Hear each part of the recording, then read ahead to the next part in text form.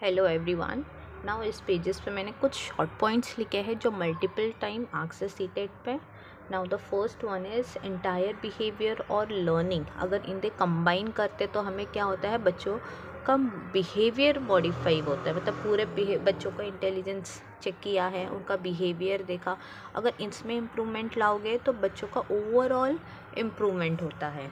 Next one is learning is acquired of habit, knowledge and attitude. जो learning है बच्चे acquire करते कहाँ से? हैबिट के वजह से, जो भी उनकी हैबिट है, अच्छी है बुरी है, जो भी हैबिट्स के वजह से, नॉलेज की वजह से जो वो सीख रहे हैं, या फिर कैसा एटीट्यूड है उनका।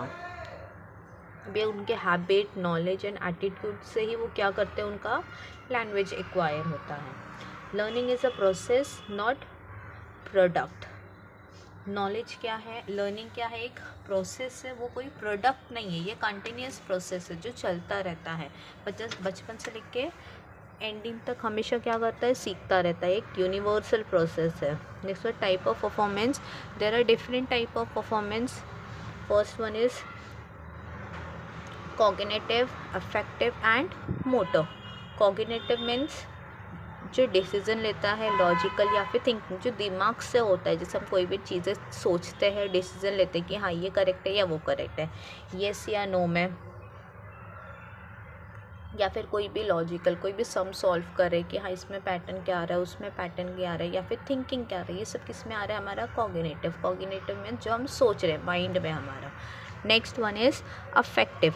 अफेक्टिव मीन्स हमारा एटीट्यूड, हमारा इमोशन कैसा है, ये होता है। Next one is motor. Motor means जो हमारे बॉडी लैंग्वेज है, हमारा कोऑर्डिनेशन है, हमारा फिजिकल स्किल्स है, ये सब किस में आ रहे हैं, मोटर स्किल्स में। ना ये there are three things. First one is cognitive, हमारे ब्रेन से। सेकेंड वन इफेक्टिव, हमारा attitude. Next one is motor, हमारा बिहेवियर, कि हम कैसे बिहेव करते हैं। Process of learning. Now the process of learning में फर्स्ट क्या आ रहा है, motivate, goal, explore the situation, perception, response, reinforcement, integration. बच्चे को हम पहले मोटिवेट करते हैं कि वो अपना गोल एक्वायर करें।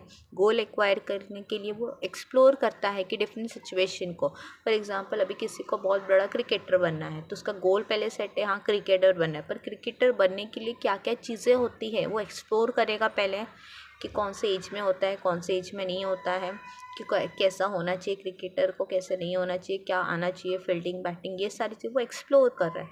पर्सपेक्टिव, वो उसका खुद का भी पर्सपेक्टिव है। जैसे वो बताएगा कि हाँ मैं अच्छा क्रिकेटर में क्या हूँ, बैटर हूँ, बॉलर हूँ, फील्डर हूँ, ये सारे उसका पर्सपेक्टिव है।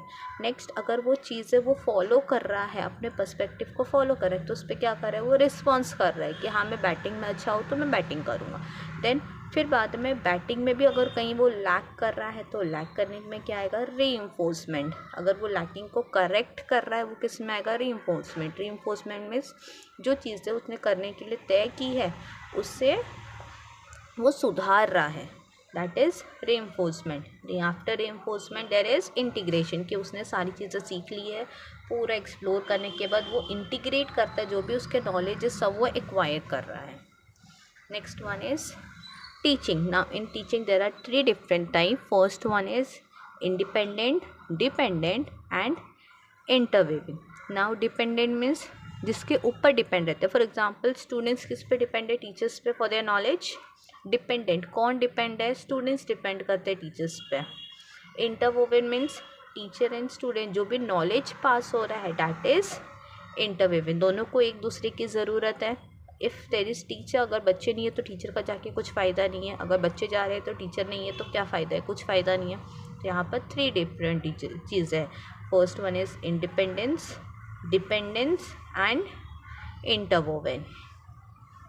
Now phases of teaching, there are three phases. First one is pre phase, जहाँ पर टीचर प्लान करती है कि what she want to teach in the class, क्या पढ़ाना है, दैट इज़ टीचिंग फेज।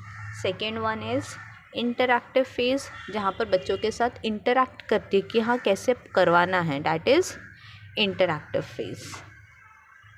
वो चीज़ें वो करवा रही है।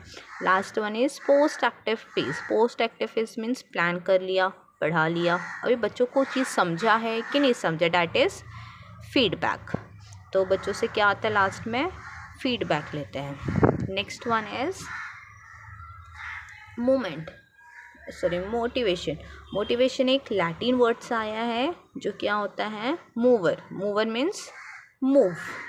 नाउ लर्निंग और मोटिवेशन ये क्या है, एक दूसरे से इंटर रिलेटेड है। This is the most important word, interrelated. Now motivation में क्या आता है, फर्स्ट वन में need, arousal, need, drive, arousal, goal direct behaviour, achievement and reduce arousal. Needs means बच्चों की जो नीड है उसे क्या बनना है, that is need. Second one is drive कि हाँ वो कैसे करेगा, वो चीज़ डिसाइड कर रहा है। अराउजल कि उसके लिए वो बहुत मेहनत कर रहा है। गोल डायरेक्ट बिहेवियर कि वो उस गोल पे फोकस है। अचीवमेंट, अगर फोकस है तो अचीवमेंट्स होगा। अचीवमेंट्स के बाद क्या, अगर वो चीज़ उसको मिल गई तो उसका जो भी अराउजल था, करने की चाह थी, वो क्या हो जाएगी, कम हो जाएगी। फिर उसकी कोई और चीज़ें पसंद आएगी, फिर से वो चीज़ें करेगा। डैट इज़ ये क्या है, इंटर रिलेटेड है कि हम लर्न और मोटिवेशन दोनों एक साथ रहते हैं, वो inter related. Next one is intrinsic and extensive. Intrinsic and extrinsic ये इंपॉर्टेंट टॉपिक है।